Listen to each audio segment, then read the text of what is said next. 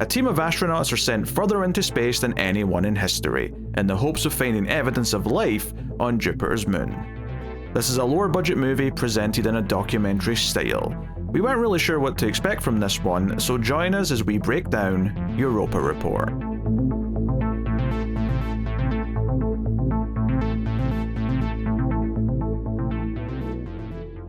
Welcome everyone to the Atomic Cinema Experiment. I am Peter, and joining me as always is David. I come in peace. This is a science fiction movie podcast. We get together and talk about a movie. It is that simple, and today we're looking at Europa Report, which came out in 2013, I believe. A movie that I think I'd vaguely heard of, but I'd never seen. It was kind of one that slipped by. And I just happened to buy it on sale about 3 months ago and added it to the schedule because that's as good a reason as any to go back and check out a movie. I assume you hadn't seen this either, David. I have never heard of this movie. I had nothing in my brain going into this one, not even an expectation. It's a good title, though. I mean, without knowing anything about it, it's got a nice sound to it. Europa Report. It sounds just as easily as like a 2013 like modern movie as it would a 1950s like B movie sci-fi. Like, oh, this is the Europa Report. That very true, very true. It's about a space mission to Europa, which is a moon of Jupiter. Which I think I might have known it before anyway, but I definitely knew that from The Expanse, because The Expanse gets into some of the Jupiter moons quite heavily. But Ganymede being, I mean, that's not a moon technically, but like, all that kind of stuff out in the belt. I can never keep track of, like, if you give me the name of a moon, I can tell you whether or not it's a moon, but I can't keep track between Jupiter and Saturn and all that other stuff. Oh, sure. Well, Jupiter's closer, so it tends to be Jupiter moons, just because they're nearer, relatively speaking. Right. Very relative, of course. They're we're talking silly numbers of thousands of miles away. But yes, millions even, perhaps. I don't know. I'd have to check. But yes, that's the premise of this. It is kind of presented in a kind of semi-documentary style to a point. The idea being we're watching a lot of the footage that was recorded on the ship after the fact. And there's a couple of interview pieces here or there. But it's about going out to Europa and possibly finding something out there, something resembling life, because there's ice, there's possibly water under that ice, and maybe some organisms of some kind might exist. So it's a very... The point of the mission is relatively grounded. It's not like, oh, there's a signal out there, some mysterious force is calling us or whatever. It's very much based in relatively grounded stuff up to a point. So yeah, it's relatively grounded, and yet for some reason, I would say about half, maybe 3/4 of the astronauts on this mission are absolutely convinced that they're going to find alien life. And I'm like, I don't know. I feel like more skepticism is required there. Yeah, I mean, that's the thing, though, when we're talking about alien life, the reason why I say at least the premise is somewhat grounded, just in the sense that they're not expecting some walking around, like, intelligent life. They're expecting to find something they can see in a microscope, which does feel a bit more reasonable as far as not even something go. Like, I don't even think they're expecting something that's actually currently alive. I think they're just expecting to like find a fossil record or something to be like, there we go, something else lived. Yeah, it used to be a little bit warmer here, 10 million years ago, and something was around, I don't know. But yeah, so at least that part is kind of like based on, you hear people talk about ice on Mars and things like that. Could there be life under there? It feels kind of in line with that kind of thinking. So we'll start spoiler free, of course, as we always do. We'll give you a warning before we get into the spoilers. And of course, if you're enjoying the show on YouTube, hit the like button or give us 5 stars in your podcast app. And you can support the show by supporting us on Patreon or via YouTube membership and getting bonus stuff. But I'll tell you more about that at the end of the show. So, yeah, we have a crew of 6 people here, so it's a fairly tight cast. There's a couple of people from the company sending them out, because it's not NASA. I don't even remember what the name of the company was, actually, now I'm thinking about it. I think it's just like Europa 1 or something. It's a very basic... Well, I thought that was the name of the ship. I didn't think that was the company, but I could be wrong. Europa Ventures. Right, there you go. That's the company. Yeah. I guess they named their entire company after the fact that we want to go to Europa. That's their one thing. Oh, good. We succeeded. Well, disband the company. We're done now. What happens when they would decide we're going to go further to Titan? What happens then? They do an entire merger with some other company, the Titan Submersible Company. There you go. Titan Europa. Euro Titan. I don't know. Anyway, yeah. So that's it's a very tight cast. Like I say, it's presented in this very kind of like, not found footage per se. I suppose you could maybe call it that, but it's more security cameras and like vlogs and things of that nature. And like, you know, because I mean, it does fit into the title, which is report. It does feel like the report of all the material that would potentially be gathered on this type of thing. Now, I'm not saying they never cheat a little bit, because I'm sure they do, but it's definitely just more of a sort of style than it is like a harsh rule they have to stick to. Yeah. I don't know how I really feel about the framing device, because in some aspects, I like the idea that it is, you know, they're allowed to cheat. I'm not saying they need to stay fully committed to it the entire time, but I like the idea of it being all this like found footage and doing this stuff of it's already pre-set up cameras. There's no like cameraman just sitting in the room or whatever. But I think there are a lot of times, especially towards the back end of this movie, that the framing device really holds back. It keeps it back from like as cool of a potential as it could be, especially the more thrilling moments. I think it's kind of a hindrance more so than helping it out. Yeah. I mean, in some ways, it probably saves money to do it this way, but it does perhaps rob it of like just showing a little bit more, or doing some more things that feel a bit more fantastical. Because I was kind of expecting at the start to like, okay, it's starting off like this, but it'll quickly, you know, and I'm not just saying this because Sharlto Copley's in it, right, from District 9, but I thought it was going to do the District 9 thing where after the opening, oh no, now it's a normal movie. Like the rest of the movie, barring a little bit here or there where it'll cut to some interviews, it is just filmed like a movie. We're not having to justify why there's cameras, because there isn't cameras here, and, you know, kayfabe, to use a wrestling term. But whereas this kind of tries to keep up that shtick the entire time. So anyway, we'll see how we feel, and we'll get into things. David, how did you feel about Europa Report? Honestly, not so hot. There's so much to it that I want to like, and there's so much to it that I think it does actually do a pretty decent job of. I think the actors do a great job. They actually did get some, I wouldn't say A-listers here, but at the very least, people I recognize, people I've seen from other projects before. So kudos on that front. But I think the biggest thing is that what this ends up being is kind of a thriller movie in a lot of ways. It's not so much a mystery, but like stuff goes wrong. They have to try to solve it and figure out like what exactly is happening while still completing the mission to begin with. And I think that between the framing device, where they're trying to do this all in terms of set cameras, in terms of making it feel like they're all being recorded through the ship stuff, and then also on top of that, I guess I'm going to call them the camera effects. Whenever there's radiation going on, they do like a specific camera effect to it that makes it like chroma key, like out in different directions.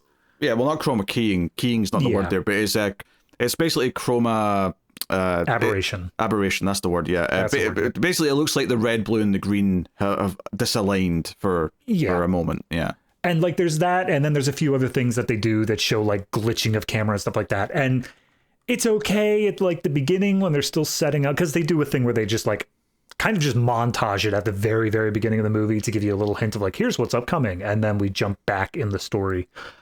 It's okay at that point, but as we progress throughout the movie, I got more and more tired of it. I felt like it was more and more of like, again, that idea of, because you're sticking to this camera style, these transitions feel more of a hindrance than they do like they're helping the story.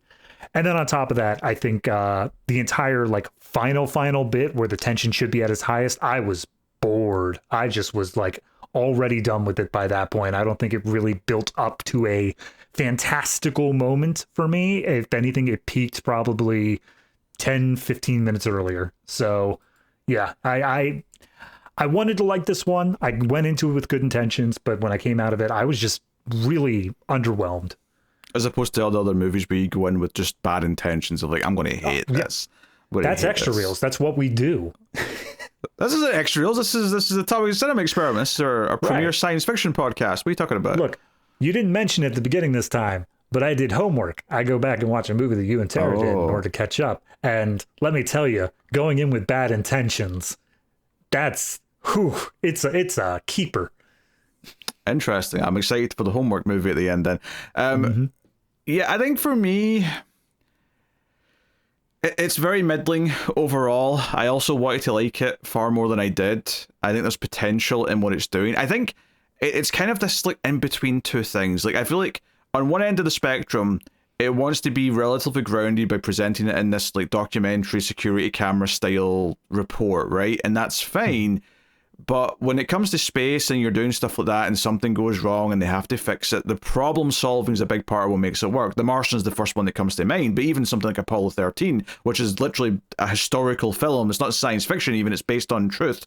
But the rules still apply to that, where the mechanics of the movie is them having to, how do we problem solve this? Not just them on the ship, but in mission control, yada, yada, yada. And it very much becomes about how do we, like, conserve this so we survive that? How do we get out of this problem? How do we do that? And I feel like the problems the crew encounter on this particular movie are kind of vague and they don't really matter. Like it's kind of like just movie, like hand waving it away. It's like, they have to go fix the thing, but don't worry about what it is or what it means or whatever. Yeah. It doesn't matter. And that wouldn't be a big deal in a movie where that's not the focus, but it kind of is wanting to be that. But at the same time, on the other end of the spectrum, you have something that's a lot more fantastical. You have something where you're going to see wondrous sights and you're going to see all these things. And this movie, again, dips its toes in that direction to an extent. And there is occasional moments of atmosphere that I really like, but it can't go full hog into it because it's kind of trying to ride this line of both being the hard sci-fi, we're taking everything very seriously and doing this, and over on this side we want to have a little bit of the spectacle, but we can't really quite show enough of it or do enough of it to whatever. And then I guess also the third thing in here in the middle of all that is the characters aren't really well developed enough to be like an emotional like backbone of the whole thing. I think the actors are pretty solid and a few of them do a particularly good job, but the script just isn't quite enough to make you really care about them and their side of it. And so when when one character starts getting scared or cabin fever or whatever, it just kind of feels a little bit like, well, this is happening because of course it would happen, not because I'm connected to the character and can feel it and feel the concern and worry and hope that they pull through or feel their concern for each other or anything like that. Mm-hmm. So it kind of feels like a movie that's, if that's the three prongs, you've got the hard sci-fi problem solving, you've got the spectacle of what we're going to find out there, and you've got the characters at the center of it. All three of them feel like they're just dipping into like tepid waters of each, rather than being good at any one particular of those three, pillars, if you will.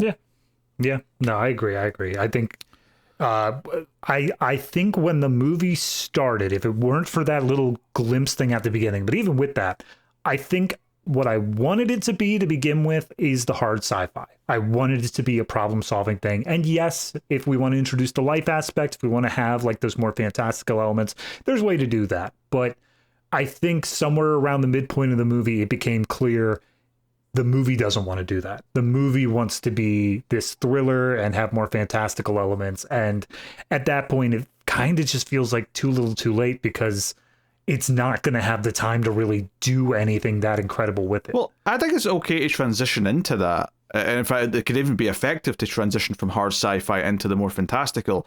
I think part of the problem is this movie's 90 minutes long, so by the time you're kind of like starting to feel that kind of maybe pivot point, one, it doesn't feel like we've actually done enough with the characters to make it feel like, because I think part of what you're supposed to feel here is this is, because they even say this early on, like, oh, this is like, as soon as they've went past the moon's orbit, this is the furthest any human beings ever went, and that's a big deal. I'm like, okay, yeah, that's a good thing to point out. And they want to feel like, oh, this is such an arduous journey, it's so difficult, and it's such this, like, I got the feeling that they wanted us to feel like by the time they even get to Europa that it's been such an obstacle course. It's been such a, time where they've had to like make sacrifices, they've had to do this, that, they've barely got here in one piece, but they're finally here. Was it all worth it? And that kind of question. But I just don't feel like, one, they show it a little bit out of order, which I don't think helps, but also I feel like because it skips over so much of that trip, that it just doesn't feel like we've actually made that much of a journey. So even though the characters are acting like it, it feels a little disingenuous to me. And I think that just goes for everything in the movie, honestly, by the end, is I feel like everything here is reaching lukewarm. Nothing's going past lukewarm into, I really feel this part of it or this part of it. Everything's just hitting I'm trying not to say a number because I don't want to spoil ratings at the end, but it's very much hitting the number that is, and it never goes above that number, and that's where it is. Yeah. No, I like what you said there, though, of like feeling like it's this arduous journey, because they, during the first part of the movie, in order to sell it, in order to tell us like here's what's happening, they have a timer. They show specifically like 1 day into the mission, and they show them like going around recording stuff, doing whatever, and then they skip ahead like 1 month into the mission, and you know, they like you said, they show them passing the moon, they show them doing all that stuff, and then it skips very quickly to, I think it's like 22 months into the mission. 22 months is when they get to Europa, basically. Yeah, right. And they may as well have just said 3 months. They may have all said 5 years. It doesn't feel different. It doesn't feel like there has been the only thing that happens is there's a Russian character named Andrei who I guess had a little bit of a health thing in the in-between, and it doesn't impact the plot. It doesn't matter at all, but that's the only thing that they matter like at all in this. It does matter in some way, but we'll get into that later. It's all spoilers. Right. No, you're right though. Like the passage of time feels insignificant. It really feels like there's like, I mean, this movie, if you're going to do this journey that's meant to feel like this epic thing, and then like whatever they find there is small, big, whatever it ends up being, it should feel like an epic. And this is one of these cases where I look at the runtime, 90 minutes, and I go, if a 90-minute like, you know, sci-fi thriller is not what this premise really needs, especially if you wanted to make it feel like a big journey and have the hard sci-fi elements. I feel like, you know, you probably want a 2.5 hour movie for this premise, right? I know that sounds wild, and I'm not saying that this movie as it's written could facilitate 2.5 hours, but I'm saying that at base concept level, you tell me this premise and the feelings you want to invoke, and I'm like, yeah, it's got to be like 2.5 hours. It's got to feel like an epic. It's got to feel like you get a 90-minute movie about just making the journey, and then you have a whole hour of the payoff, which is actually being there on Europa. But this is 90 minutes long. You know, we have so little time, and things have so little impact because, you know, we've not built up those characters enough. We've not had enough of them, you know, going through the trials and tribulations of like maybe having tiffs on the journey, disagreements, but then coming out stronger perhaps, or maybe someone is a bit more like untrustworthy or whatever. And I'm not saying I want that specifically. I'm just giving examples of things that could be happening on the journey that tests their, you know, their camaraderie, tests their, you know, their trust, their team dynamics, and all that kind of thing. I think that's one thing that the movie prides itself on to a fault, is that they go for ultra realism. They go for this stuff of like, if we're going to do this stuff, here's how it would look. Here's how like these things would happen or whatever. And as such, these astronauts are highly trained. They are absolutely told like, keep calm under pressure. Don't do anything rash, anything like that.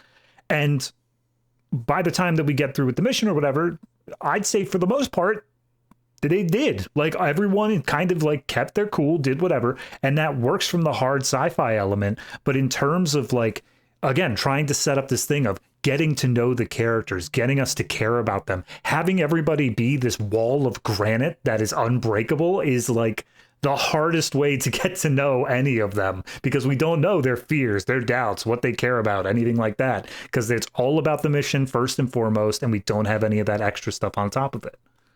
Yeah, and it can work without making them like you can have them be like this and still have it work to a point, but it needs to focus.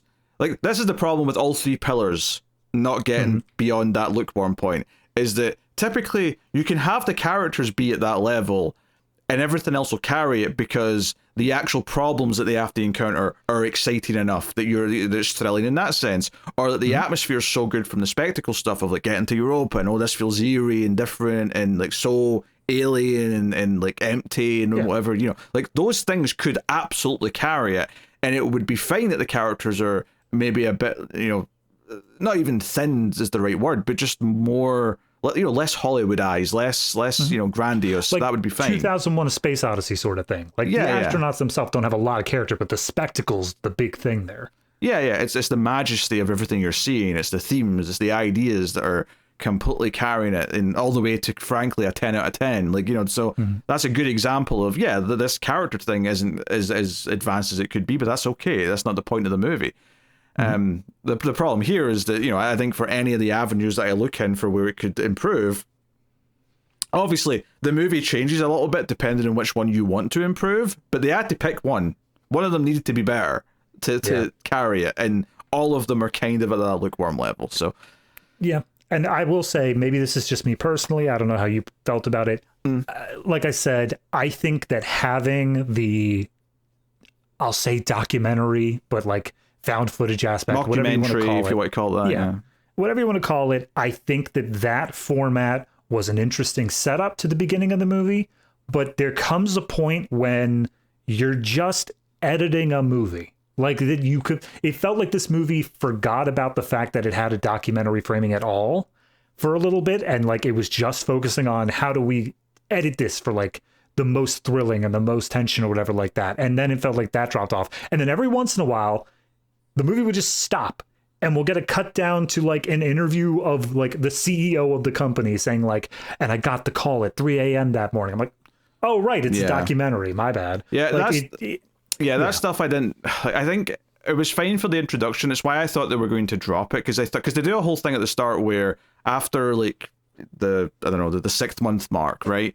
The communications got damaged on the ship and we didn't receive anything back after that. And I thought, okay, do the documentary thing up until that 6 month point and then drop it, because at that point no one's receiving anything, so we just go into movie mode. I thought they were going to do that and they didn't, and I'm not saying that it was 100% the correct choice to do it the way I thought they were going to, but I do think, having now seen the rest of the movie, I think it probably would have been better to just drop it and say, okay, now we're with the characters and it's not just like, because people aren't receiving this. Maybe one day they'll receive it, right? And that's obviously part of the whole idea of the report, and like maybe one day it's found and whatnot. But I don't know. It's a bit. It feels like. And I'm sure it's a relatively low budget movie, and they did what they could with what they had, and in that sense, I guess it's somewhat impressive what they did manage to pull off from like an effects point of view, with a smaller scope and all the rest of it. But I felt like, well, in that case, what you make more robust is the script. You make the characters be a lot more deep, and like how have their relationships matter. And if you want to have some philosophy in there, then have the characters provide that as well. Have them talk about what this means to them, what it means to the world, what it means to go out there and do this. And no, I felt like this is prime real estate of, you have all these characters who they're international. We have like a Russian character, Americans, we have like Chinese characters. Yeah. Which, by the way, Copley's character's American, and hearing him with the American accent was very distracting at first. So it took me a minute, because I was like, I recognize him and I feel like I have my finger on the pulse of it. And then he started talking and it just immediately was like, well, that can't be him. Also, his character's name is technically Jim Corrigan, which is a DC fan. That's true. That is. Yeah. I mean, it's James Corrigan, but Jim and James are interchangeable. Oh, yeah. I'm sure in the comics he is actually James Corrigan. Probably, yeah. But no, what I was getting at was, you already have the international cast. You have the international like crew on the station. It would be so easy to give each of these like 6 people a different viewpoint. Like, one of them is absolutely convinced that we won't find anything. One of them is so convinced that like it's almost a religious thing. One of them is just like the scientist and he's just following the facts. Like, you could easily give them each a different thing on the mission itself, a different viewpoint, and it would immediately inform us as to who the characters are. It's such an easy way to do it, and we just didn't. Yeah, and obviously an arc there, potentially, depending on which way the movie would go, is that a skeptic, that moment where they change their mind could be a big deal. And, that's how you sell the impact of something, maybe at the end of Act 2 and start of Act. And I'm not even referencing anything that's in this movie. I'm just saying, broadly speaking, with this type of concept, that's what you could do with that character. Speaking of the characters, so we have Sharlto Copley, if I'm pronouncing that right, as I said, as Corrigan. We have Michael Nyqvist, who many people will know as the villain from the first John Wick. Also Mission Impossible Ghost Protocol, so he's definitely a recognizable face from this time period. You'll see in some things. Interestingly, one that I did notice right away is Karolina Wydra, if I'm saying her name right. she is currently in pluribus, which is why she stuck out immediately, because I'm seeing her in a show right now. She's been in some other stuff as well, but like right now she's in something, so that was hard to miss. Well, good on her. I mean, this was over 10 years ago. Good thing she's still getting work. Yes. She was on Agents of S.H.I.E.L.D. She's been in some other TV shows here or there as well.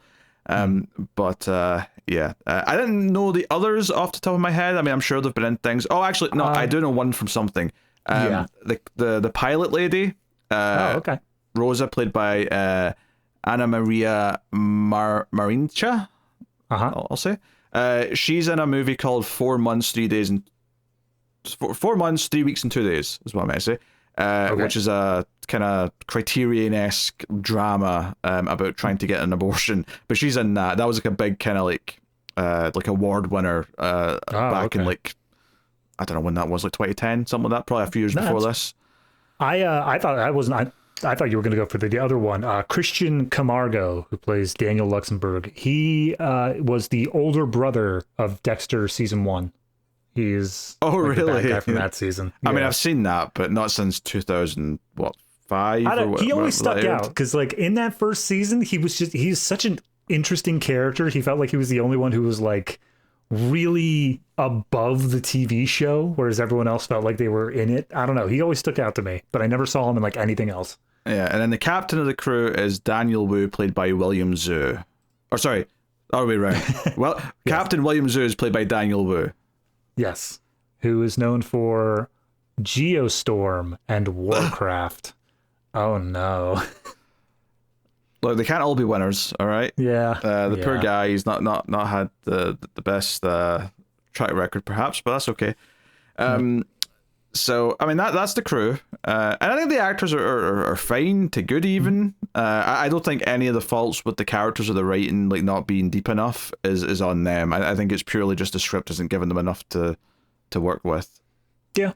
No, I agree. I think, like I said, the actors, they actually got people I recognized. I think they did a good job with the performances, and they did a great set work there, but it's not an actor's movie. It absolutely is not. And it's shows as soon as you get somebody who actually, like Michael Nyqvist, however you want to say his name, I've seen him give stellar performances. He does a great job. He has a great range, and he had nothing here. Not a goddamn thing to work with. No. I mean, him and Wydra are probably the two that get them. Well, Copley, I suppose, gets a couple of big scenes, but like they probably get the most. But even that's not that much, in terms of like being able to show their acting chops. Yeah, it's very much an ensemble movie. I wouldn't say anybody is really the standout. Like, they get the absolute most. But if I had to pick one, it would be Nyqvist. Yeah, by a hair. So. Yeah, I think we're about ready for spoilers. Is there anything else you wanted to mention before we get into them? So I mentioned the transition effects, the like glitchiness and everything else there. The only other thing I want to bring up is the actual like special effects, the space stuff and like showing the planets and all that sort of stuff. I think that looks great.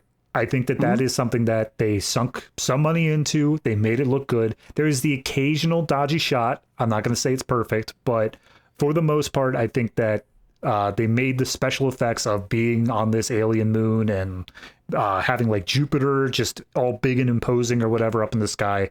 They really sold that for me. So kudos on that. Yeah. I was just curious if it had. It doesn't appear that IMDb has its budget listed. I was wondering. Wikipedia has it listed as less than $10 million.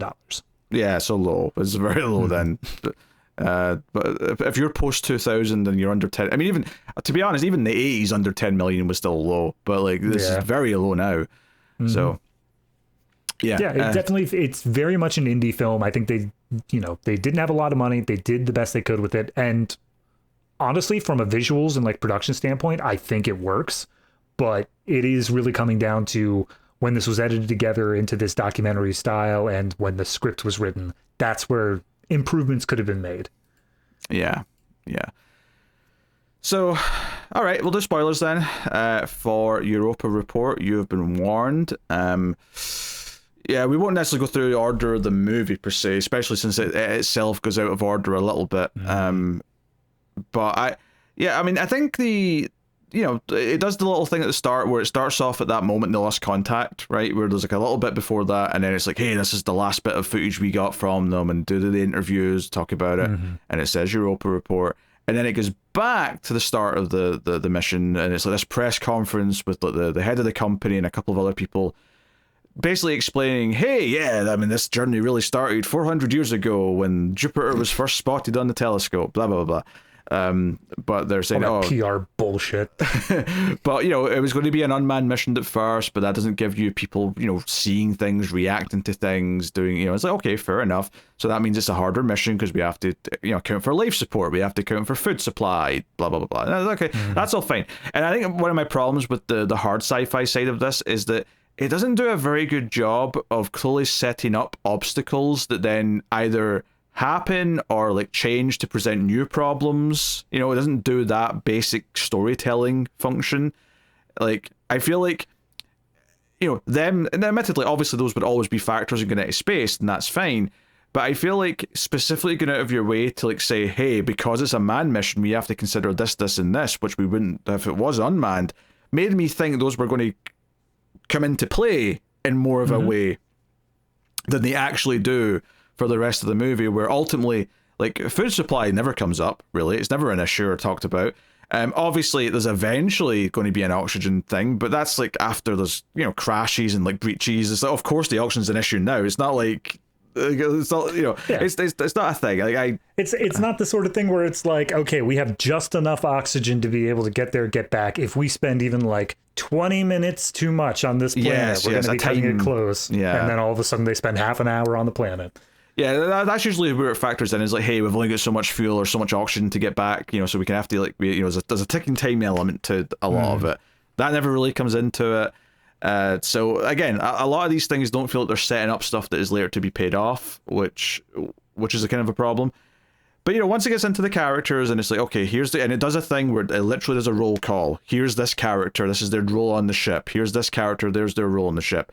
And one of the most jarring things early on is that when it's jumping around a little bit, there's that one moment where you were kind of talking about where we see that Block, Nyqvist's character, is doing like some treadmill stuff, and then like the science officer's like, hey, so how's your recovery going? And he's like, I mean, how should it be going? Blah, blah, blah. And there's kind of a bit of tension. And then the captain and the other guy, Luxembourg, they're talking after he leaves about, well, what do we do? Do we take him down with us? Yeah, I mean, I don't want to leave our only engineer on the ship. And that's actually kind of the main purpose of this, is to tease the fact that something happened to the other engineer, because Copley's character was very specifically pointed out as an engineer who fixes things. All right, They do a whole thing with him. Probably the most, in fact, the only backstory we get for any character is that he's making a video for his like family. He's got like a son and a wife. Yeah. Right. No one else gets anything. I have no idea if a single other person on this ship even like has a sibling or a loved one of any kind. Here's the thing. I know I'm going into this with a cynical viewpoint. I recognize that fact, but like, guess who's the first character that has the big dramatic death scene where they could save him, but like, it'd be too risky, and like, oh no, he drifts off into the vacuum of space. Oh yeah, that's right, it's the guy who we learned has a family. Yeah, and well, not only just that, like, so they tease that, okay, did something happen to the other guy then? Because like, clearly there was two engineers. Why is he the only engineer?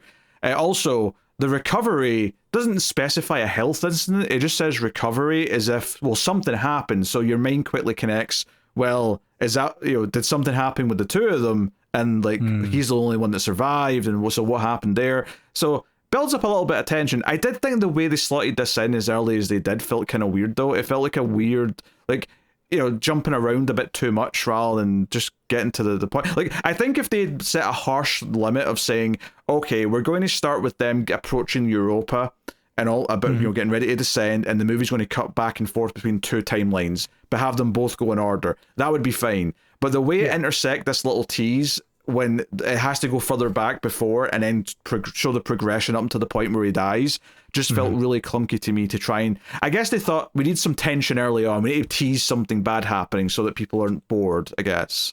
I will be honest, first viewing, like as I was going through it, I hit the point where like somewhere in here, they reach the planet, they go down onto the moon, they do a whole landing sequence, whatever. And then they go back to show the death of Corrigan. Like, they go back to that point there. And all of a sudden, they're back up in space and they're on the station or whatever. And all I could think is, how the hell did they get back up in space? Like, at this point, I was assuming the movie was linear. I was assuming that we were just seeing the events as they were happening. And so it wasn't until, like, well after that scene ended that I'm like, oh, that just happened before. That was just some random point in the middle there. Okay. And the movie did nothing to assist with that. I mean, it kind of does. I mean, I don't know how consistent it is, but it does constantly say, oh, it's 22 months into it, it's 8 months into it. Like, it constantly comes up saying that. And I would agree, but I'm pretty sure the difference between these two is like the difference of 21 and 22 months. And if you're going to get like that nitty gritty, like, you need to give me a very specific, like separate it out, split it out just a little bit to say, well, like, here's why they're so different there. It's partly a structure thing, but I think it's more of an editing thing where you'd edit it in a specific way where it's clear we're cutting back to the past, right? And there's a visual language to sort of explain to the audience we're going back now. So, you know, yeah, they show him making these little footage for his family to send down to him. And then the next time we see him, well, not the next time in the movie, but the next time in the timeline that we see him, is like he's on his bed kind of crying as he makes a message for his family. He's clearly getting homesick, he's clearly missing them, and the other guy's like, hey, are you okay, buddy? And he's like, oh, it's tough, you know. And it's like, okay, we're clearly building. And then the next part of the timeline is, you know, the incident that leads to his death, and it's like, you know, it's very kind of like just boom, boom, boom. There's like not a lot of development in between because we're just jumping to the relevant points and maybe a bit too efficiently for it to be a story. See, but that's the thing, is as long as they were keeping the documentary framing, I would actually be totally okay with that. I would be so okay with them just saying like, all right, we're jumping through this earlier bit here because once they get to the planet, that's the thing that we really want to focus on. That's the thing that's the focus of the documentary. So just saying like, this happened, this happened, this happened. We tell the story loosely, but we don't have to focus on anything. And then we can get to the cool stuff. But it doesn't. By as soon as this character dies, it feels like it abandons the documentary style altogether and just does it the cinematic aspect. Well, that's not even my main problem here, though. My main problem is if you're going to do the documentary style, it shouldn't be this out of order. It should be in order. That too, Like everything, like this whole we're going to go back for dramatic effect and show his death as they're landing or have just landed, whenever it happens to take place. It's just like, why would you put a report or either it's a public documentary or it's just a report for inside the company and like authorities and whatever. Right. Why would it be out of order? It makes no sense that it would be in this way. This only makes sense as a movie trying to spice it up for the audience. Love's a strong word. I really like Cloverfield. Like, I enjoyed the movie. I think it's a fun time. But whenever I view it from the viewpoint of this is a thing that was passed off to the government as multiple sightings of the Cloverfield monster, I'm like, wow, how nice of them to clip together all the clips to make a very compelling narrative where we get to see the relationship of this character develop while there's a giant monster in the background. That's why the whole faux documentary thing works better when it's not trying to pass off as like the footage that was found later per se. Like, I know that's the whole gimmick of found footage technically, but I would kind of say it's obviously, I think it's more to your advantage to just say, no, this is the style I want it to have, but I'm not actually trying to say, oh, this is something that was literally found untouched later, right? The one I'll call out, ignoring the producers and creators of it, is Chronicle. The one about the kids with superpowers. Well, you want to give Max Landis some shine, no? No, not really. In fact, can you just bleep out that name? Can you just do that? But no, I like that one because while it is a found footage movie, it is not for anyone. It's not saying like this is the compilation of all these different footage. It's literally just saying like, no, like this one is shot through cell phone. This one is security cam footage. This one is news footage. It's not trying to convince you that any of this was ever collected and seen by everybody. It's just telling you that it was all at some point recorded. Yeah, I mean, I don't love that movie, but it's not necessarily. Right, but I'm saying that stylistic point. That's what I think needed to happen, like here in an aspect where if you want to do this documentary style, so be it. But just say that like this is all the footage we collected, and it doesn't have to be a report. It doesn't have to be a whatever. This is just everything that was beamed to us down on Earth, and here's what we got. Well, I mean, I think at that point, though, like, that's kind of what they're trying to say it is, though. The problem, though, is just the structure of it. Like, they just put it in order, because otherwise it makes no sense. And if you're going to go out of order, then it should be even more out of order. It should be all over the place. Like, you're getting fragments, like the video game Her Story, where you're getting, like, little bits and try to piece it together as you're going through. Yeah. But you'd have to rate it for that, obviously. That needs to then make it a mystery movie. Yeah. You need to be wondering what the hell happened to this crew.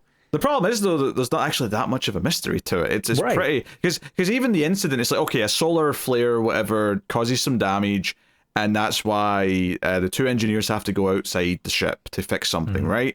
And they do a whole thing here where it's Nyqvist's suit, when they open this panel, it kind of like comes out with some force, and it rips his suit, and he starts leaking oxygen. So he puts his hand over it, but obviously that's only slowing it down. So it's like, okay, you have to get him back inside the ship. And they get him to the airlock. He's starting to, almost pass out. He's starting to lose, he's not sleepy yet, but he's starting to get there. And that's when they notice, just as they're going in, that Copley, or Corrigan's suit, has been hit with some of this liquid that was in the ship, but it's toxic. And they cannot have this come inside the ship. Yeah, apparently this is an actual, thing. It is a propellant. It is a fuel that ships use in real life, and it is toxic. So they did their research. It is real. Yeah, that's fine and well, but it does just kind of come out of nowhere here. There's nothing remotely set up here if there's one thing that these movies always have, for every single possible situation, it's okay, what do we do to get out of this? Even if it's extremely difficult, even if it's extremely dangerous, there's always a manual somewhere that says, in the event of X, do X, Y, and Z. The fact that this guy got a common fuel on his suit, and they just are like, let him die. I don't know. That struck me as weird, the fact that there was no plan whatsoever for them to be able to get him back in. Yeah, I mean, it plays out, a bit more specifically, though, where basically Nyqvist is like, hey, I have to get him out of that suit so we can bring him in. He'll be exposed to space for like a minute or two, but he might survive. It's the only way, though, because we can't bring the suit in because it'll just contaminate the entire ship. It's like, okay, that sounds risky. It sounds like an exciting scene. But then, of course, they're all saying, but no, you're about to pass out. You won't be awake enough to save him. So Copley's character makes the choice to just push him in as he's passing out and say, no, save him. I'll shut the door. And I thought, he'll stay on the outside and they'll try and at least think of something. Even if they don't think of anything, they'll still try every minute they can to think of a way to save him. But Copley's character just didn't, apparently when he untethered from him, he just didn't bother to tether himself to the ship. So as soon as he shuts the door, he just starts drifting out of space. So we get the emotional goodbye where he's talking to them saying, tell him he's a beautiful bastard and I love that he tried to save me. Tell my wife and kids I loved them, blah, blah, blah. And he fades off out of space, and it's the whole dramatic thing. But this is a great example of, you have not done the work here for me to care that much about this character. And it also comes at a weird point where, if you really want to do the thing where you show stuff from after his death, right? And you want to tease that something happened and we're eventually going to show what it was, there's a couple of key things that make that worthwhile. One is that the effect he has on the rest of the crew because he died has to feel like has an impact. It has to feel like something fundamentally changed in their dynamic and their hope and that kind of thing, because it makes you go, oh God, what happened that was so bad that killed all of their enthusiasm, optimism, whatever, or their trust, whatever it may be, right? And there's barely any of that, right? There's the one mention of there only being one engineer is it, but it doesn't really feel like things are that heavy. And point number two is that if you are going to do that, then not only does there have to be consequences, but it has to, you have to the answer of what happened to them should be something that fulfills the build to it being a mystery, the build to it being a secret. It should be something where, oh, this feels like it was worth the wait to get to what happened to that character. But here, the wait relatively isn't that long, and then what happens is relatively kind of just uninteresting and cliched. Him making his final speech as he floats away just feels like it's out of any other space movie. So it really doesn't help that we did this the week after Gravity. No, probably not. Probably not. Yeah. But it feels like if you're going to do this, then it should feel like a really big pivotal point that where, in other stories, and forget even space stories specifically, just in any other story where they do this thing where they tease something that happens in the middle and we're seeing stuff that happens after and before it, but we know something's going to happen that changes everything and we just don't know exactly what it is. Whenever you do that in a story, that thing has to feel like a pivot point. It has to feel like that's where everything changed and completely altered the course of what we're doing. And I don't really feel like this does that. It just kind of feels like, he's not here now. That's it. Even ignoring that needs to happen. This is, by definition, an hour and a half long movie. It's at the midpoint. It is at the 45-minute mark. And any screenwriting 101 class is going to tell you your midpoint should be the lowest for your characters. Like, that's the point where it's like, okay, they've hit their bottom and now they need to start coming back up again. But yeah, there's they come out of it. And I think the other issue is, according to Wikipedia, and again, I didn't get this from the editing at all, but according to Wikipedia, all of the stuff where he ended up dying and floating off into space happened at the 6-month mark. Whereas all the rest of the mission happens at the 20-month mark, which means that they spent over a year without this guy. And so there isn't that thing of like, how do we adjust? How do we change? Let's grieve over him. It's a year has passed. They've essentially had to move on without us having to see any of it. Yeah. I think the implication was that it was basically in the day after, because I think what knocks out their communication is the same thing they go out to fix. So I think it's meant to be like in the next few hours of that from the start of the movie. So so there's a bit of a damp squib on that front. And then honestly, like, there's not much else to talk about before they get to the planet, really. There's not a lot happening there other than just, hey, we went past the moon. Hey, we've done this. Hey, we're approaching there. Oh, look, we've shot right past the moon and inky blackness for 20 months. Yeah, I mean, I think the most notable thing, I guess, is that Wydra character, Katja's her name. She's the one who's like, I believe we'll see something out there. And that's like the most you get from what you were asking for, is a character who, believes in something. It's just, there's one line. That's it. Fine. I mean, she has, in terms of an arc that builds off of that line, the smallest possible one, where like she actually does do stuff in regards to it, but ultimately, it again, damn squib, it's not there. There's nothing there. Yep. So they land on ice, and they do talk a lot about the ice being thick, but it's shifting. There's water underneath there, and the more exciting discovery is that they found evidence of heat under some of the ice. Yeah, they have our little bit of tension is they have a rocky landing because where they were originally going to land has like volcanic vents or something, or radiation or whatever going off, so they have to overshoot it by a good 100 meters, and they're stuck in a separate place. Yeah, so they dig from there to go down with their probe and that. And yeah, like, I think maybe the best thing in the movie is these shots of this probe where, just because it's, we're under this alien ice and it looks kind of wild and weird and kind of spiky and it's dark and it's mysterious. I think this and then the eventual walk outside are like, this is where I was like getting the closest to like the vibe and the atmosphere that I'm like, there's potential here. If you really nailed this idea of going somewhere alien, because it's not like Star Trek where they land and everything's fine and it's much more like just meeting a different culture or whatever. This is something where it's like truly alien, but not in like kind of the more philosophical way of like a Solaris, but more like, no, we're boots on the ground and we're seeing just weird rocks, weird ice. There's radiation coming off the planet Jupiter, which is, makes it dangerous to be out here, and she's having to watch her radiation levels because it's fluctuating all the time. Blah blah blah blah. Like, I think that stuff is where like the most potential was, and the idea that, I guess the other big thing that happens once they land is that Nyqvist's character does see what he thinks is a light in the distance, right? Just like a flicker of a light that then moves, and he tells the others, and there's like maybe like a small like idea of like, is he just going crazy and seeing stuff? Because of the structure of the movie, we know that he's had a health problem at this point. He's recovering still, but we don't know exactly what happened. So when this scene happens, it's like, oh, is this something to do with whatever his event was, his thing that happened? Yeah, but she clearly isn't once we actually see what the event was. No. But the structure of the movie tries to convince you like, oh no, but that's what it... And I mean, if we're talking structure of the movie wise, there's also this running thing going on where whenever we cut to the documentary people, every once in a while, we cut to what seems to be Rosa, the one other female astronaut that's not Katya. Yeah, the pilot. She is sitting in front of a camera and is recapping things. She's saying, like, in the past tense, like, this happened, that happened. Yeah, so here's the thing.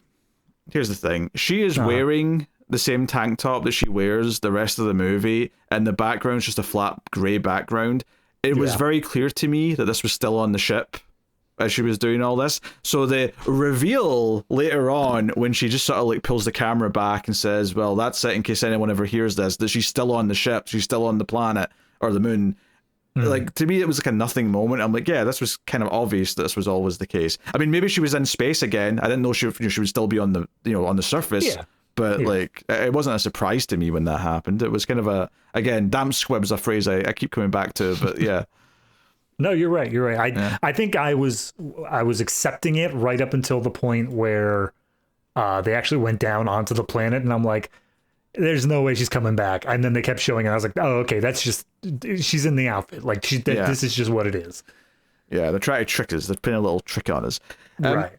So the whole, like, seeing the light thing, and them, and this is, again, it's the best part of the movie because it's them actually discussing what they've seen, and I like them try to keep it grounded. It's like, okay, well, we're not just going to assume he's crazy. I mean, that's a possibility that he's seen something, but let's take it more seriously. Could this be like, a natural occurrence, lights bouncing off something, or the radiation's causing a little bit of a little flicker or something? They go back and check the cameras for like right at that moment when he saw something, and they notice there's like a radiation effect on the cameras. And they're like, oh, okay, well, we can explain this via bioluminescence and radiation and whatever else. Like, that's why we would have seen a light. Makes sense. It's not definitively life on this planet. Yeah. I think the moment for me where I realized the movie was never going to like go above where I was feeling it was up until that point is when they lose the probe, right? And there's like just a flash of light and the probe is gone, right? Something, and obviously I'm thinking, oh, well, if there is an alien down there, it's probably attacked the probe and that's what it is.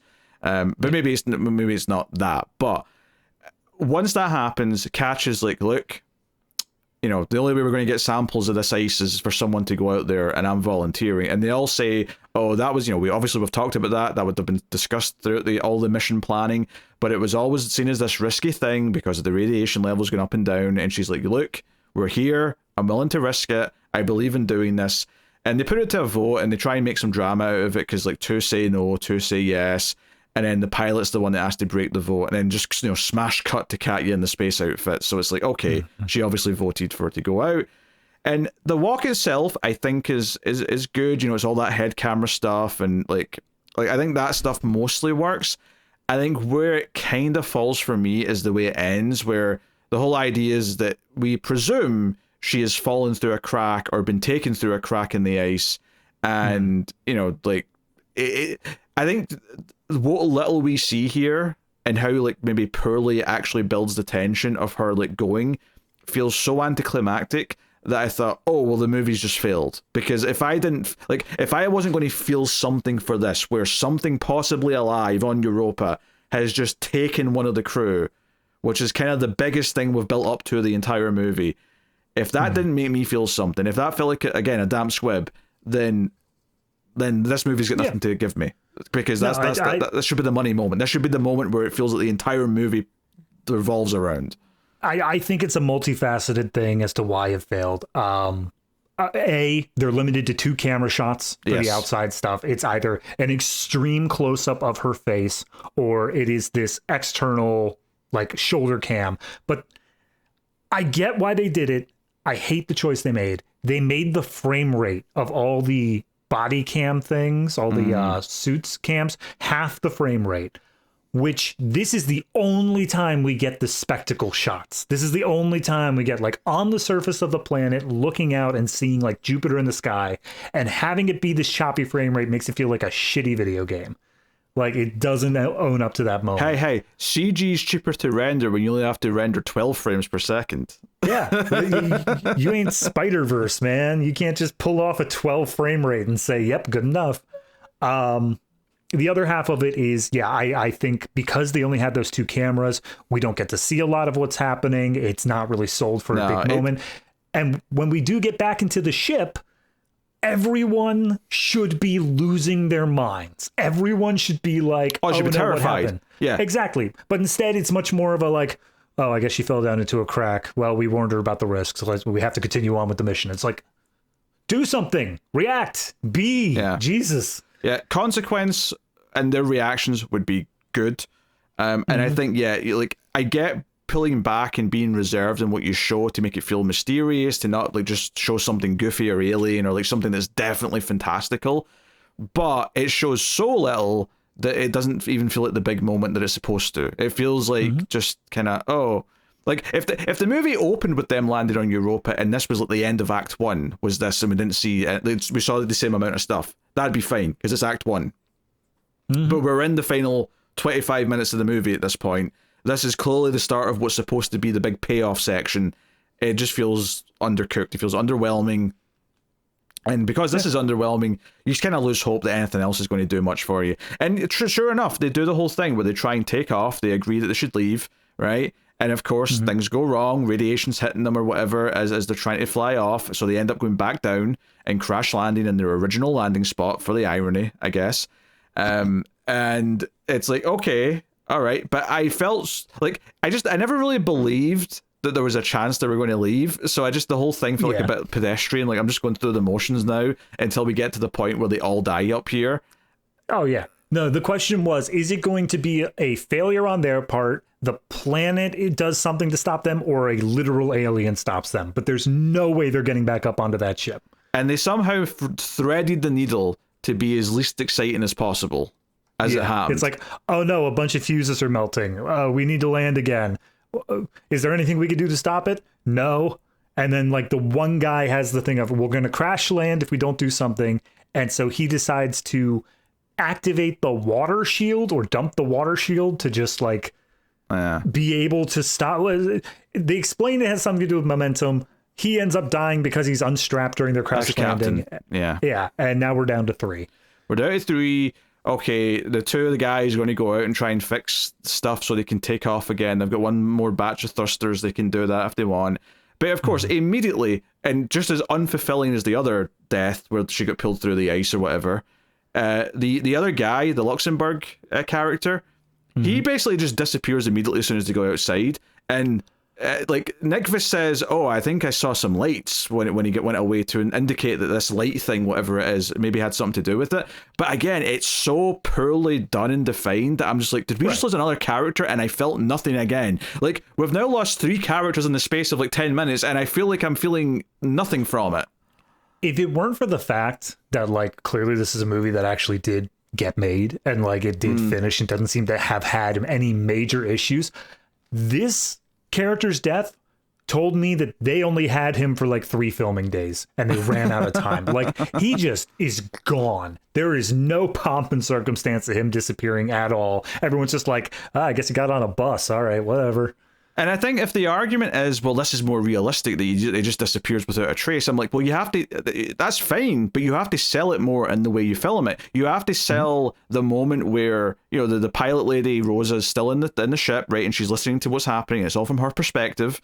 You have to sell the moment where she loses contact and then have her keep trying him and see her kind of get scared as he's not responding. You have to sell the moment of his disappearance. You can have it be as mysterious and not visible as you like, but you have to sell it as the moment, you know? And that's what I came back to with those. The characters are granite walls. The characters are these like, mission comes first. We have to remain calm. We have to whatever. Realistic? Yes. Interesting to watch? No, because at this point you have given up the idea that you are going to do this hard sci-fi thing of like solving the problems, doing whatever. You've moved entirely now into alien abductions and killings. It's okay to have your characters emote, react to a death, show them breaking down emotionally a little bit instead of just, oh well, moving on. Yep, and at this point, like, you know, Nyqvist is outside the ship. And he's like, look, I can fix the thing to take off, but I can fix it so you can beam up everything we've seen down here, everything we've recorded up to the main ship, and therefore it can be found someday. Like, this won't all be for nothing. And she's like, yeah, let's do that then. So they've basically just both accepted that they're dying, right? But it doesn't feel like there's any emotion behind it. and all they're doing is waiting for all this footage to transfer up. Everything they've recorded down here, all the data that they collected and analyzed in their local computers, all gets beamed up to the ship. And then, obviously, Nyqvist just kind of disappears at this point because he's outside. And the pilot decides in the final moments to just open the bottom airlock so that the ship starts flooding with water as she's going down with it. And, you know, the one kind of money shot you get is that just for the final split second as she's getting into the water, you see some light in the water. And then kind of like, I'll call it, it's like an octopus with lights at the end of its tentacles. Kind of thing. Alien octopus. Yeah, alien octopus. And I'm like, I almost think, and this is going to sound strange given everything else we've said, maybe they showed too much of the actual creature in this moment because it was too, like, defined. I'm like, this is just an octopus looking thing with lights. Yeah. This is the problem where it's like, okay, we've got all these super high def spaceship cams in order to, like, you know, nobody wants to sit and watch a 480p movie. At this day and age. But I do think having one cam, just establish that like one cam is ultra resilient, but also is in like 480p. And that's the one that catches just the blur of the octopus. And I'm sure there's some good science behind it being this type of creature because it's like, well, what survives deep underwater with no light? You know, I'm sure that they came to an octopus-like creature for scientific reasons, which makes sense. But it was just, the thing is though, see if they'd revealed it early on, and we got more of it and it was doing more fun kills or whatever, it'd be fine. But because you've made us wait the whole movie for this 1 second, this one split second of a shot, it's like, oh, it's just an octopus. Like, it's like, oh, that's all it is. All right. It's not that exciting. You know what it feels like?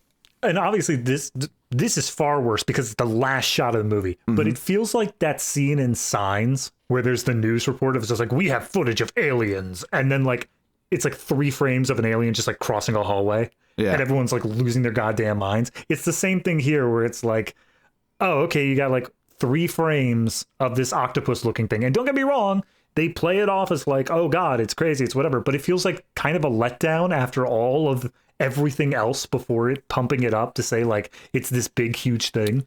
Yeah, and they go to the interview stuff again, and they're like, oh yeah, we finally got this footage, and look at this. And you actually see the octopus shot again, just to really hammer it home. And then they're like, yes, you know, they went out there, they got the mission, they gave their lives for this. And the movie just ends on like an early moment of the trip where they're all taking like a family photo, you know, in the dining area. And it's like, you know, cut to black. This feels sad for these characters, except you did not do if you want to end this movie on feel bad for this crew who gave their lives, you have to like make me care about them first. Yeah. No, they're all smiling like for a picture and they're all doing whatever. And I'm like, do they like each other? I honestly, like, I don't know. Based off of this movie, I don't know if they like each other. That is an excellent point, actually. How do any of these characters feel about the other? Because they establish no friendships, relationships. The only thing I can think of is that when they take off near the start and they've like, entered into orbit of Earth, there's like a moment where Katja and I think Luxembourg like high-five each other. And it's the only time I can think of where like a friendly exchange happens. Yeah, and there's like little things that it feels like they're trying to add that in. Like there's one point where I think Luxembourg has lost his toothbrush. And other characters are like kind of giving him a hard time about it. Of just like, oh, well, we'll have to go back to Earth. But I'm like, you're threading the line between friendly teasing and actual just like playing a prank on him. And I'm not sure which way it's going because I don't know how these characters interact. Yeah, it just feels like it's missing. And I do wonder, like, was there more that they just edited out because they thought it had to be a tighter movie to get to the quote-unquote good stuff quicker? Yeah, or was it always just written like this? Because either way, there's a problem. But I don't know. Like, it's not like amazing reception online, but it was positive enough that I thought it might have some... Even if it's like flawed, I was expecting at least to be like one element that was kind of like, okay, this is why it's kind of liked. You know, this one element is the good part. And it gets close in a couple things to an extent, like conceptually, but I'm underwhelmed. It's not the worst thing ever. Like, it's better than, what was that? ISS was the one I was thinking of. Like, I think it's a little bit better than that because it has at least a little bit of sense of wonder of going out to Europa. It has that going for it at the very least. But it was making me think of that, of just how kind of like undercooked it is in its concept. It was a very different concept, even though they're both set in space, obviously. But... Right. Yeah, I was thinking of that, and I was thinking of Ash And Ash obviously is like a much more stylized movie, but it is still the same sort of undercooked to it. Yes, undercooked. Yes, that's the word. Word of the day. So only other things I want to bring up plot-wise that happened. One, they try to develop the alien a little bit by doing a thing where apparently it's attracted to the lights. So anytime they have like their lights on their spacesuits or whatever active, it's hunting them down, chasing them or whatever, and they have to try to turn it off. It's barely mentioned, but it's there. I mean, I think they say it reacted to the light being switched off, which suggests intelligence. So that's one of your teases that it is some sort of, when I say intelligent, I don't mean necessarily human intelligence, just it's something that's thinking, it's something that's reacting. Sentient. Yeah. Right. But then on the other side of that is when Katya goes out to her little ridge and starts running tests, that's the first time that they do actually find concrete proof of life. They find a single-celled organism, and they're like, look, it's still alive even. We're totally valid. This is a place where life can thrive. Well, thrive's maybe a strong word, but yeah, go. Right. But again, it's a moment that feels like it should be really, really big, but it isn't. Like, there's a little bit of a music swell, and then they just rush so quickly into the ice cracking that, frankly, it didn't matter to begin with. Yeah. It's rare I watch a movie and say this is far too short for what it's going for, but it is far too short. Like 90, just over 90 minutes is not enough to like delve into all these ideas. And even if you are just going to focus on one of the things that could be fixed, it still needs another half hour at least to fix one of them, if not an hour to fix more than one of them. But yeah, I mean, what I was seeing in all the reviews is people were really praising this for its realism, for its like trying to stick to actual science rather than just making stuff up for the sake of science fiction, and its ability to, I'm going to say, make it in the same sort of vein as they were saying Moon in the reviews, in the sense of an indie film that's able to seemingly outstretch its budget. Make it feel like it is bigger than it actually costs. But I think Moon is 1,000 times better because it does do that thing. It makes us care. It is an absolutely different class to this movie. Yeah. I mean, I appreciate the ambition. I just think it's undercooked. And I think the whole... I mean, realism is good to a point, and I think The Expanse is a good example of like a show that... And it's a show because it's a bit different in that case because you've got so much time to develop characters, but that show has such great themes and politics and world building and all these other things going on, whilst trying to be very realistic with its space elements and travel and all that. The thing with this is that ultimately there's still a monster at the end. So, at a certain point you have to accept that you can have all that stuff work and be realistic while still also telling a good story with the characters. It doesn't have to just be one or the other. But this movie feels like it was one or the other. And also didn't even use its realism to actually set up things that then could be tense later on in moments of jeopardy and moments of problem solving. It feels lackluster to me in just about every way. Not bad, not terrible by any stretch, just never that good either. It's kind of hovering in this very specific realm.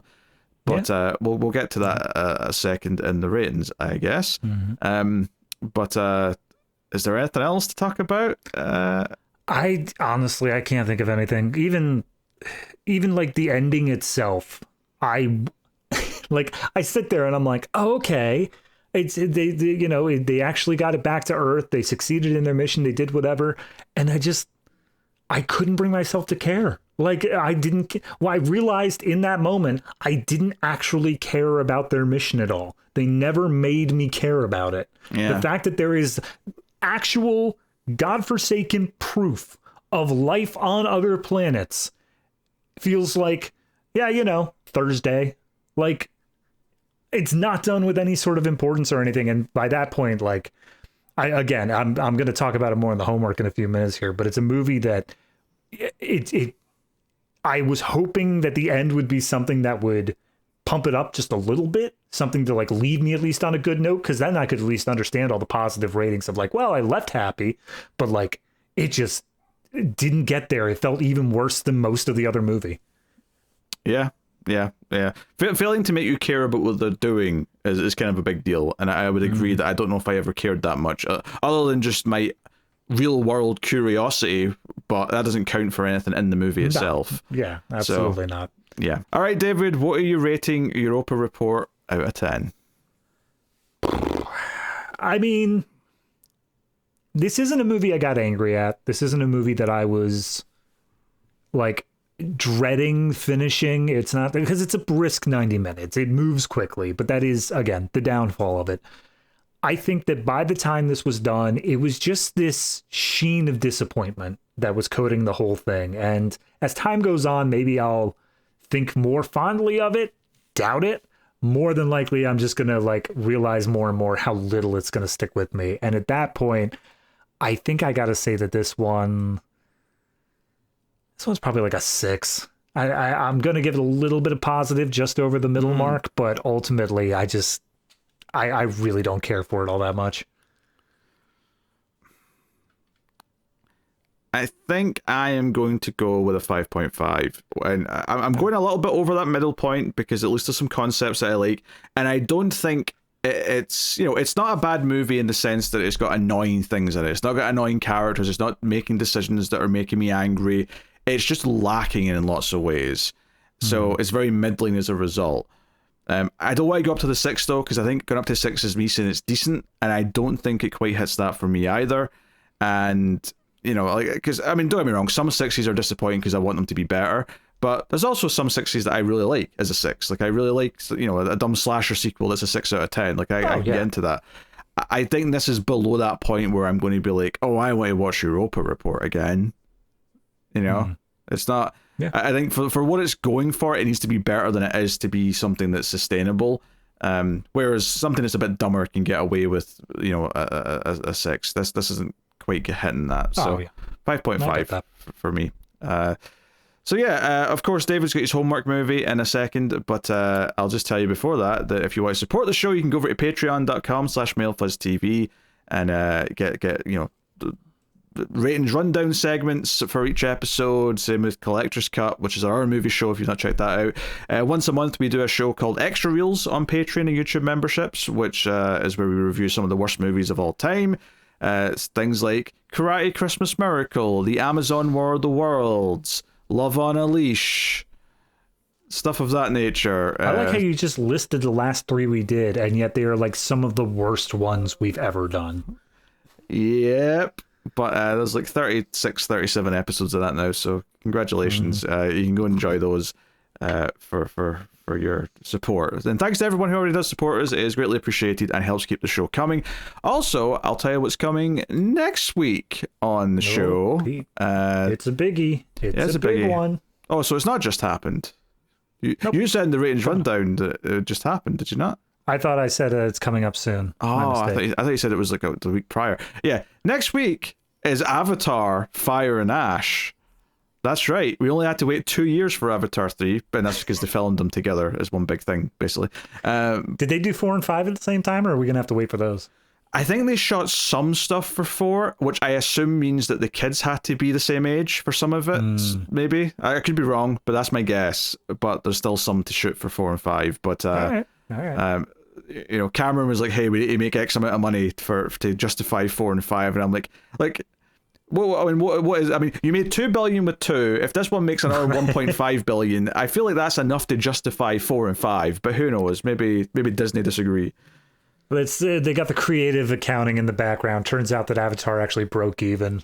They never actually made a cent on it. Yeah, well, hey ho. So that's next week. So that's a biggie, and this is a pro Avatar podcast, everyone. So I'm going in expecting good things. So cool. Anyway, to wrap up the show, David does his homework movie where he goes back and watches a movie that we did on the show before he joined to catch up on things, and he has teased that this was not a pleasant homework movie. So, nope. David, why don't you tell us what you did this week?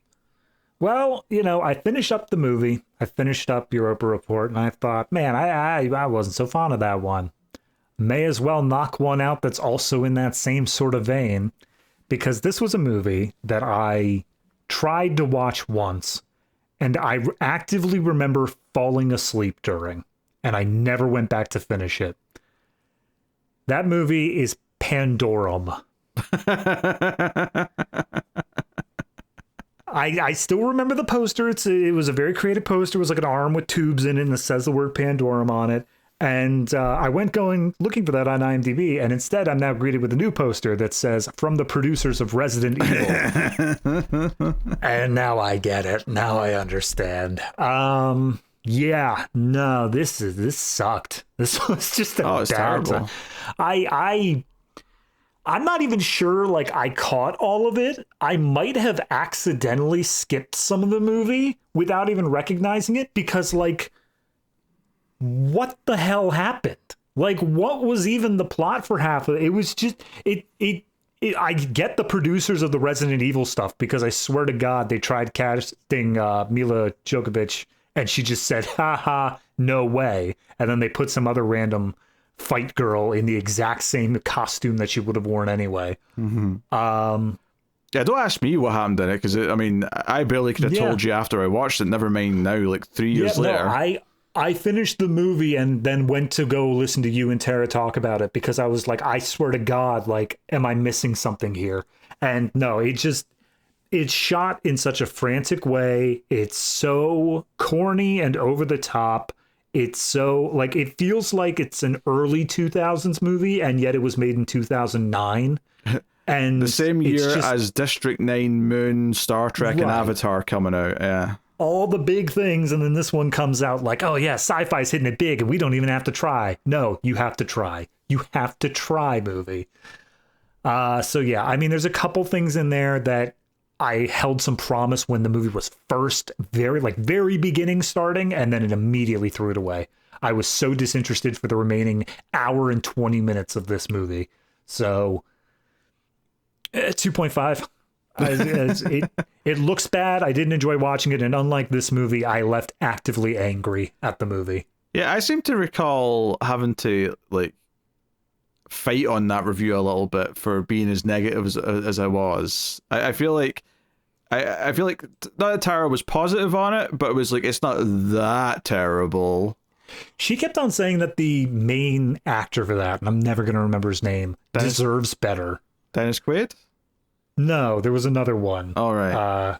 Dennis Quaid was kind of like the secondary role. The other one, I got to pull it up here, Ben Foster. She kept on saying Ben Foster is such a great actor and he deserves better. And you made the point that I wholly agree with of, you couldn't tell from this movie. I mean, I think he has been in good things, but yeah, there's nothing from that movie that tells you anything about any of the talent of the people involved. Yep. No, it's just, it's a poor time all around. And I don't know what possesses them to put from the producers of Resident Evil when trying to sell the movie, because that seems like a threat. Yep, it is. But anyway, that is the show, everyone. That is the Atomic Cinema Experiment. Thank you very much for joining us. We'll see you next time. Keep watching science fiction and computer at Salsa.